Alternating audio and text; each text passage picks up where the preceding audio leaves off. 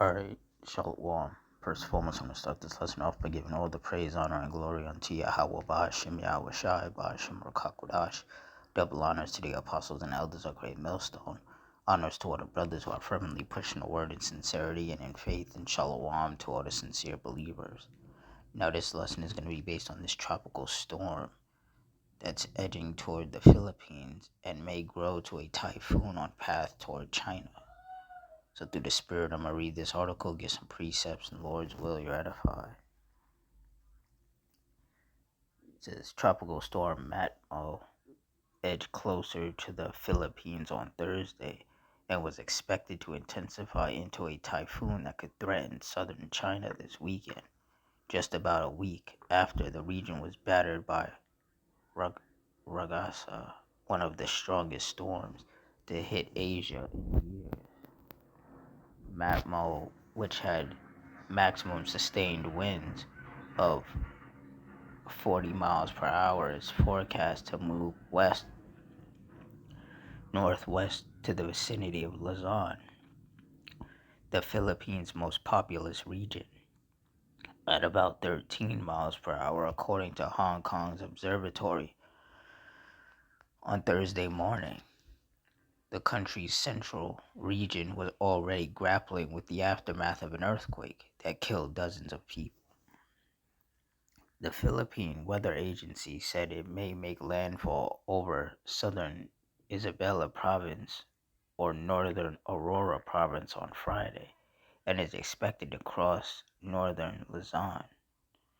It warned of a moderate risk of life-threatening storm surge in the next 36 hours in some low-lying areas, saying sea travel is risky for all types of vessels around areas where the storm is expected to come ashore. The Hong Kong Observatory forecast Matmo will enter the South China Sea after hitting the Philippines and intensify into a typhoon, bringing winds and showers to the Asian financial hub over the weekend.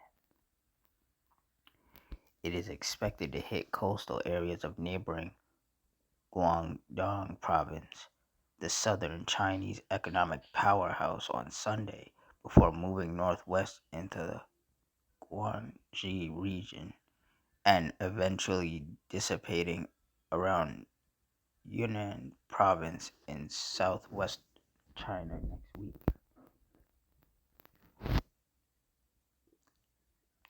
Some residents in southern China anticipated deteriorating weather as they marked the Mid-Autumn Festival Monday, a time of family gatherings and lantern carnivals. South China, including Hong Kong, has had an unusually high number of typhoons this year, far exceeding the seasonal norm. The City University of Hong Kong said last week.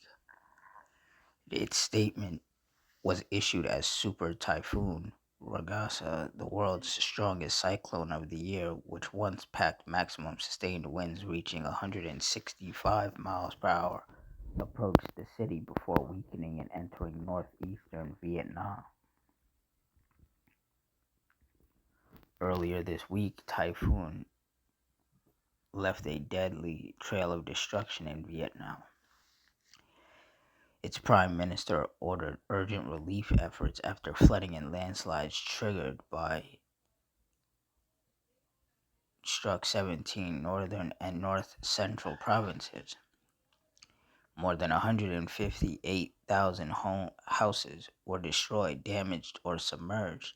Thousands of roads were blocked, and at least 27 people died in Vietnam. Flooding in the capital, Hanoi, isolated many neighborhoods for more than a day, though rains eased by Wednesday. Large swaths of hard-hit province remain deeply flooded.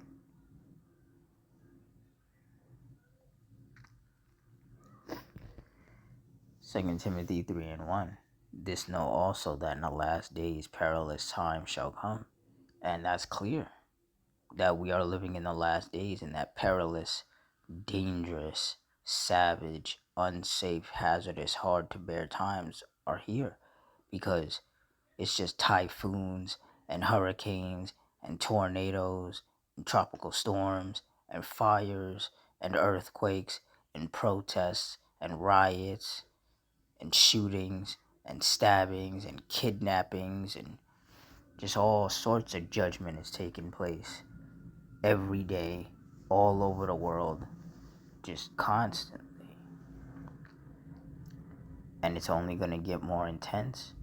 Things are only going to get more destructive and deadly and out of control.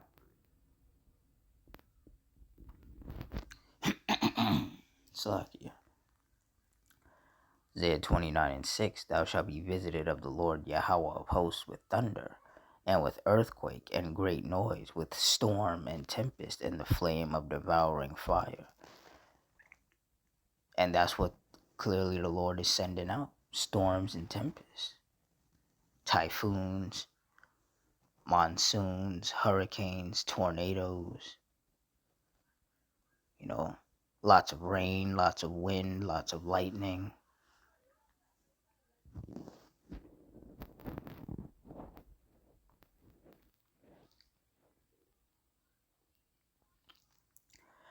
Isaiah 28:2, Behold, the Lord hath a mighty and strong one, which has a tempest of hail and a destroying storm, as a flood of mighty waters overflowing shall cast down to the earth with the hand. And when these storms and tempests hit these areas, they do tend to cause a lot of destruction and a lot of flooding.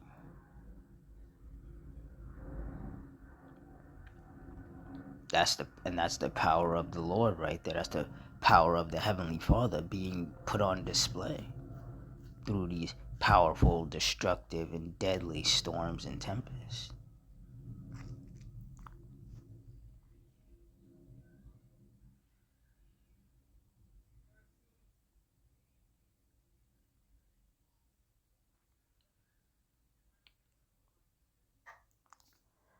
Psalms 11:6, Upon the wicked he shall rain snares, fire and brimstone, and an horrible tempest.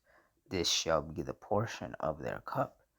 And when you look up the definition of tempest, it's a violent windy storm, usually a tornado or a hurricane. But typhoons also fall into that category.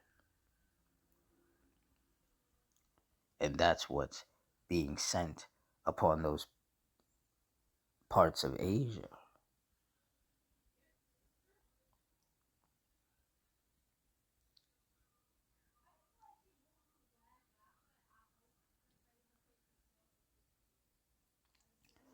Psalm 79:6, Pour out thy wrath upon the heathen that have not known thee, and upon the kingdoms that have not called upon thy name.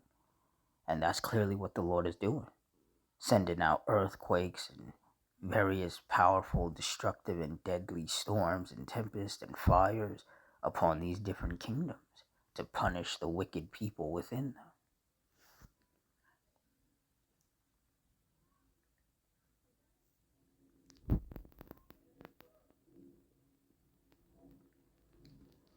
Psalms 83:14, As the fire burneth a wood, and as the flame setteth the mountains on fire. Verse 15, So persecute them with thy tempest, and make them afraid with thy storm. And the Heavenly Father has been doing that non-stop, just dishing out storms and tempests all over the world, bringing judgment and destruction to these different places.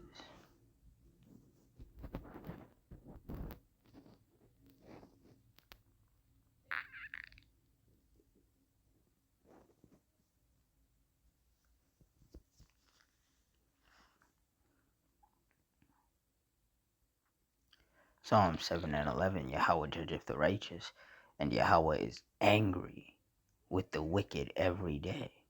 And that's why such powerful, destructive, and deadly events are taking place every day, all over the world, because that's the Lord's anger. These wicked people have provoked him unto wrath, and now they have to reap what they've sown. Whether that means everything that they have being destroyed, whether that means them being wounded, or that means them getting killed. The judgment of the Lord is being brought upon these people daily. And it's only going to get more intense because these people have to reap what they have sown. You can't provoke the Heavenly Father unto wrath and not expect to experience that wrath.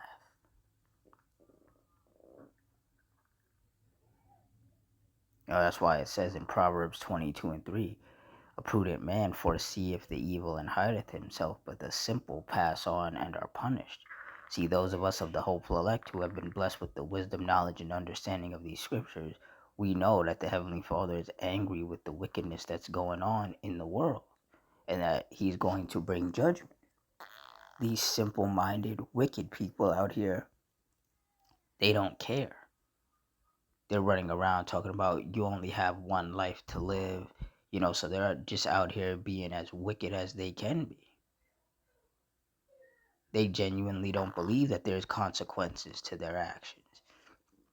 And they figure that if they do die, that it's just a one and done because they don't understand reincarnation. They don't understand that according to the scriptures, every third or fourth generation, you get brought back to live out whatever judgment the Heavenly Father has in store for you.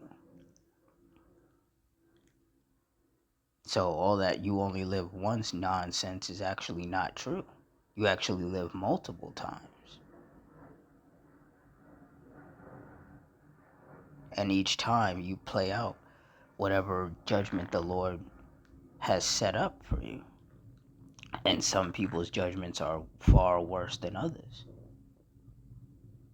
Some people end up dying way earlier on in life than others. Some people suffer horrific judgments, but the Lord keeps them alive just to use them as an example of what He can do to you.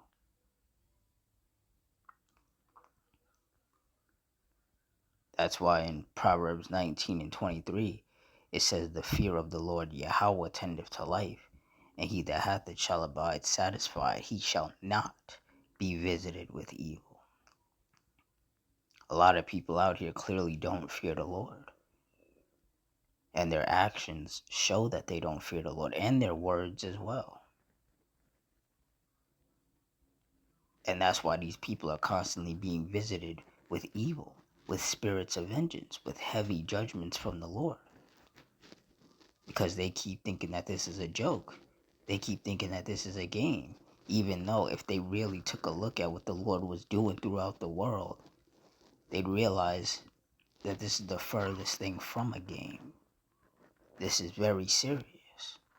And nobody in their right mind would want to anger the Lord and get caught up in these judgments. But this just goes to show that people don't have free will. The Lord is the one who controls the actions of men and women and children. And there's a lot of men, women, and children out here that are just wicked and stupid, and they're going to be destroyed because the Lord doesn't want them. And that is a very terrifying thing.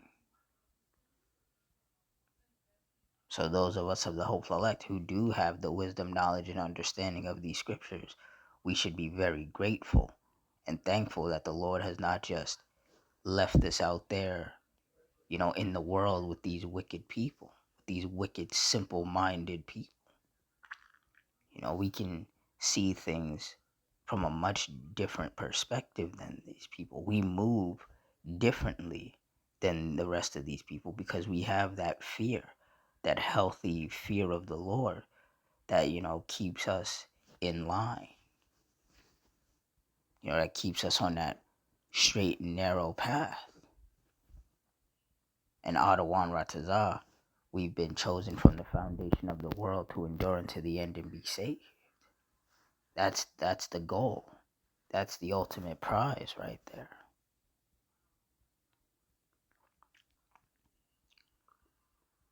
That's what we're striving towards. Meanwhile, these wicked, simple-minded people are just increasing in their wickedness, which is just going to lead to their destruction. And honestly, good riddance to them.